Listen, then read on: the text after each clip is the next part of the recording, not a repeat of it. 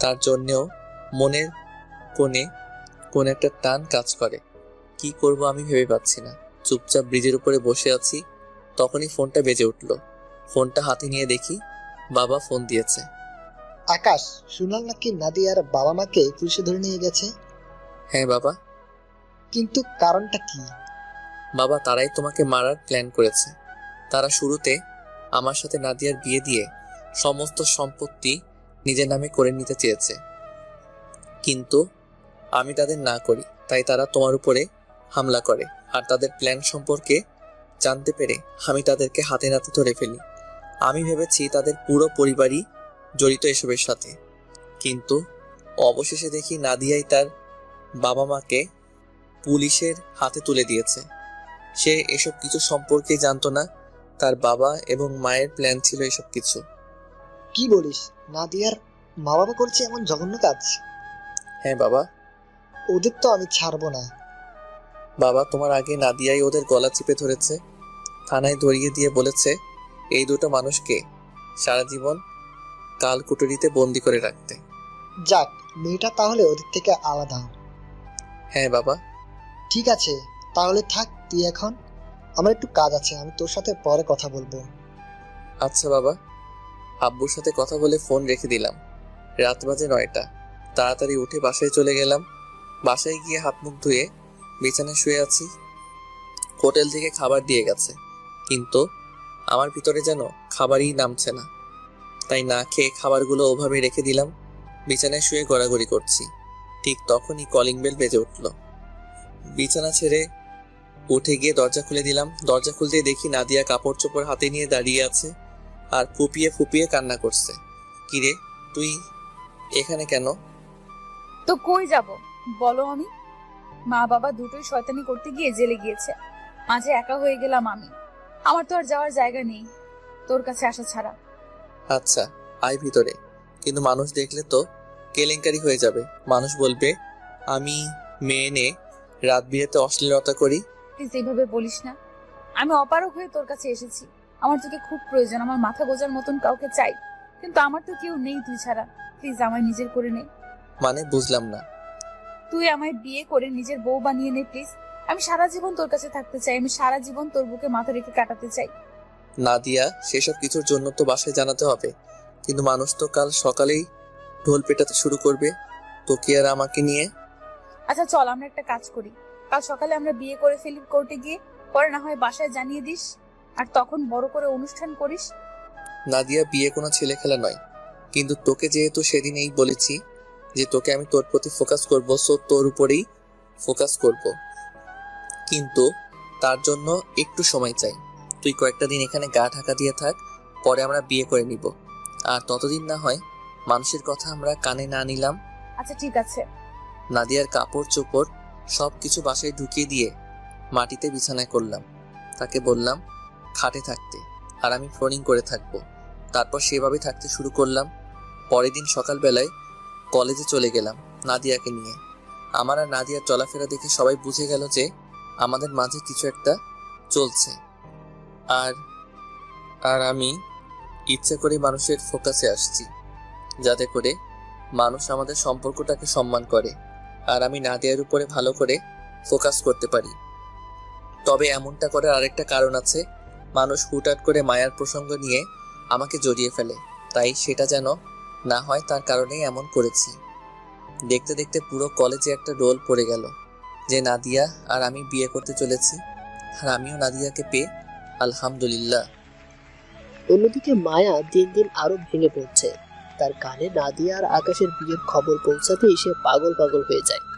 যদিও সে কলেজে আসে না, তবুও কথা তো আর থাকে না। কোনো না কোনো ভাবে সে জেনেছে তাদের ব্যাপারে। মায়া হু হু করে কান্না করতে শুরু করে। তার জন্য পুরো দুনিয়াটাই তিক্ত লাগছে। এই দুনিয়া যেন তার জন্য নয়। সে হুট করে কঠোর একটা সিদ্ধান্ত নিয়ে নেয় যে সে এই জীবন আর রাখবে না, চিরতরে দুনিয়ার মায়া সে ত্যাগ করবে। আকাশ, তুমি চিন্তা করো না, আমি তোমাদের আর পথে কাটা হব না। চিরতরে সরে যাব তোমাদের জীবন থেকে। এমন জায়গায় নিজেকে নিয়ে যাব যেখানে গেলে কেউ আর ফিরে আসতে পারে না। অনেক শক্ত হয়ে আমাকে এই সিদ্ধান্তটা নিতে হয়েছে। এই কঠোর সিদ্ধান্ত না নিলে যে আমাকে দুনিয়ায় থেকে তিলে তিলে মরতে হবে। তোমায় যে আমি অন্যের হতে দেখতে পারবো না, তাই নিজেকে একেবারেই শেষ করে দিব।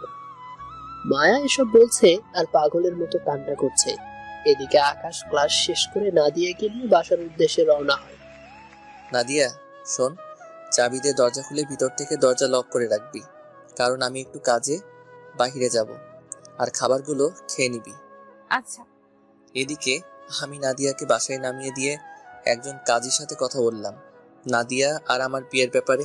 তিনি বললেন সামনের শনিবার যেতে নাদিয়াকে নিয়ে ওনার কাছে, তিনি আমাদের বিয়ে পড়িয়ে দিবেন।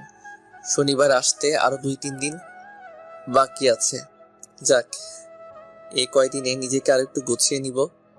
কাজীর থেকে কথা বলে বাসায় চলে গেলাম। বাসায় গিয়ে দরজায় বেল চাপলাম, কিন্তু নাদিয়া দরজাই খুলছে না।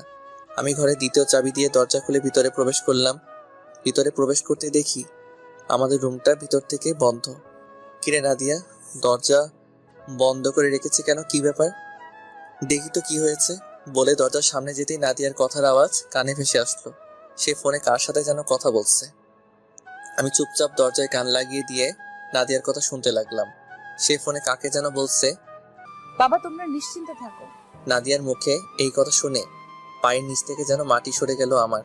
তার মানে কি নাদিয়াও এইসব প্ল্যানের মাঝে সামিল? তার বাবা মা ধরা খাওয়ায় সে নিজেকে আড়ালে রেখে সমস্ত কাজকর্ম চালিয়ে যাচ্ছে। এসব নিয়ে ভাবতেই যেন গা গিরগির করে কাঁপতে শুরু করলো। তখনই বেফাঁসভাবে দরজায় ধাক্কা লেগে দরজাটা খুলে যায়, আর নাদিয়া আমায় দেখে তাড়াতাড়ি ফোনটা কেটে দেয়। আর আমি অবাক চোখে নাদিয়ার দিকে তাকিয়ে মনের মধ্যে খালি একটাই কথা বাড়ি খাচ্ছে, এই মেয়ে কতটা চালাক হলে আড়াল থেকে সমস্ত কিছু এতটা নিখুঁতভাবে খেলতে পারে। এই আকাশ, কি হয়েছে তোর? এইভাবে তাকিয়েছিস কেন? কার সাথে কথা বলছিলি এতটা সময়? কই কার সাথে কথা বলছিলাম? এমনিতে অচেনা নাম্বার থেকে কে যেন ফোন দিয়েছিল।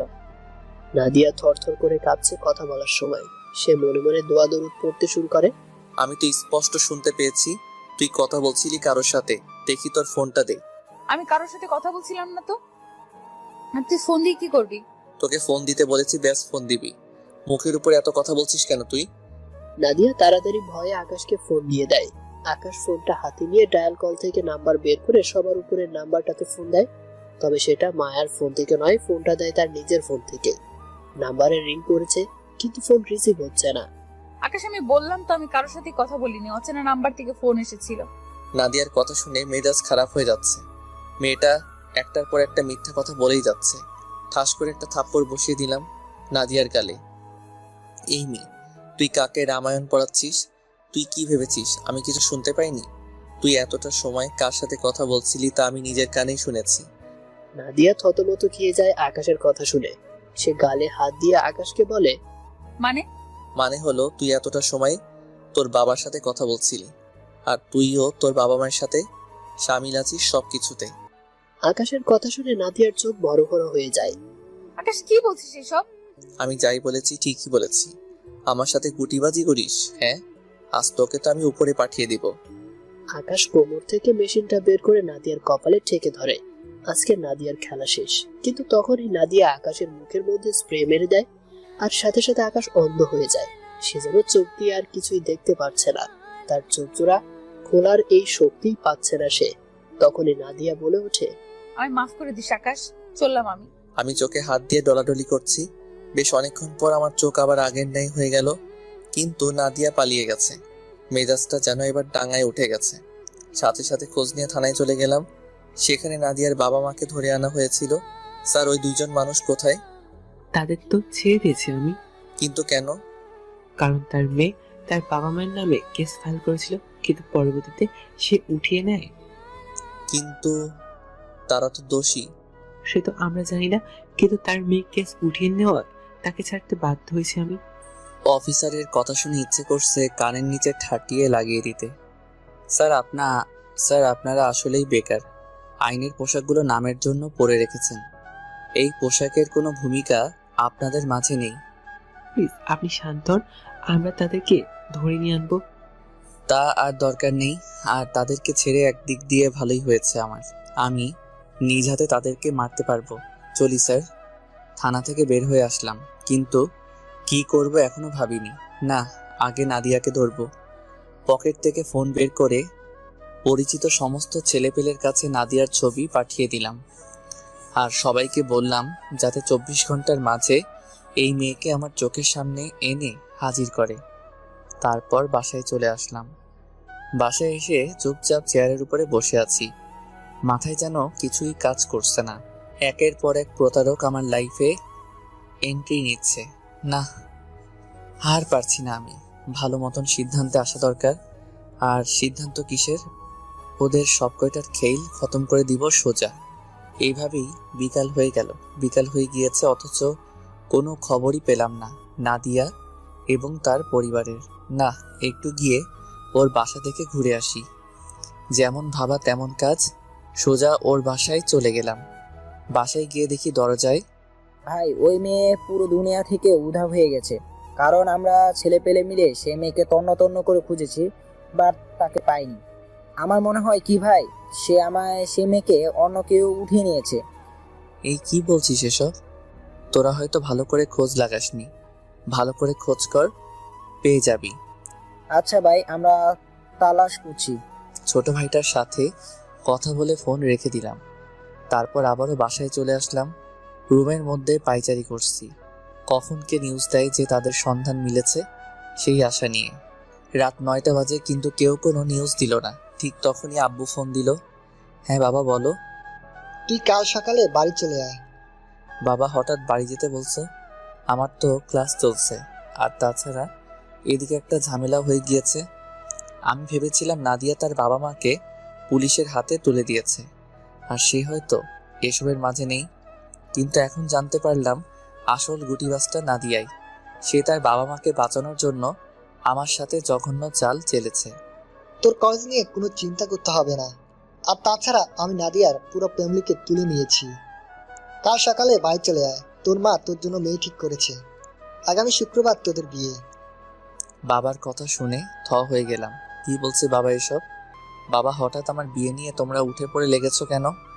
সে আমি জানি না। তোর মায়ের বান্ধবীর মেয়েকে নাকি তোর জন্য দেখেছে তোর মা। সকালের গাড়িতে তুই রওনা হ।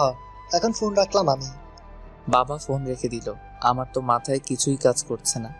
একদিকে নাদিয়ার পরিবারকে উঠিয়ে নিয়েছে বাবা, অন্যদিকে আমার বিয়ে। কিছুই তো মাথায় খেলছে না। তবে এইটুকু বলতে পারি, 2 প্রতারককে আমি ভুলে থাকতে পারবো বিয়ে হলে আমার। এমনিতেই নাদিয়া আর মায়া আমার জীবনটা পুরো বরবাদ করে দিয়েছে। ওদের জন্য কোনো সিদ্ধান্তই নেওয়া যেন আমার জন্য দায়ী হয়ে গিয়েছে। কিন্তু এদের থেকে মুক্তি পাওয়ার জন্য যে এখন আমার বিয়ে করতে হবে, তা কোনোদিনই কল্পনা করিনি আমি।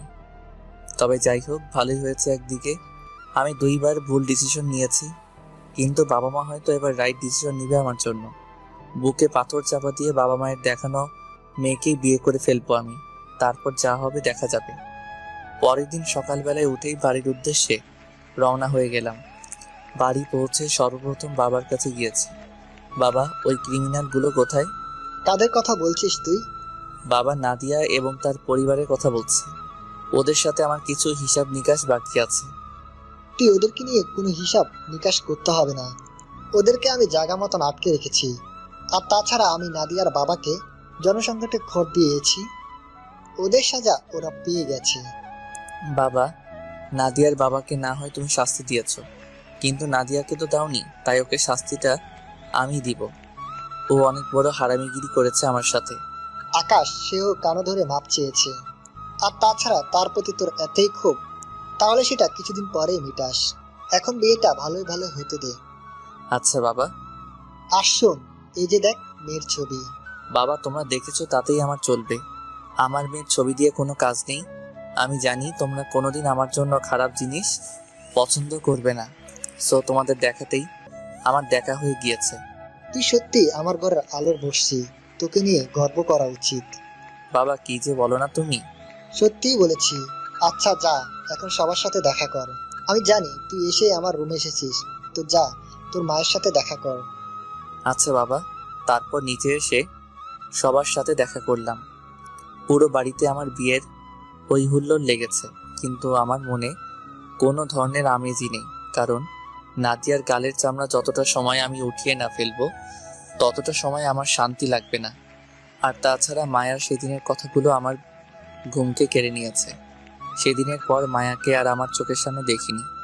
ভিতরে ভিতরে কেমন যেন একটা খারাপ লাগা কাজ করছে, আর তার কুকর্মগুলো চোখের সামনে ভেসে উঠছে।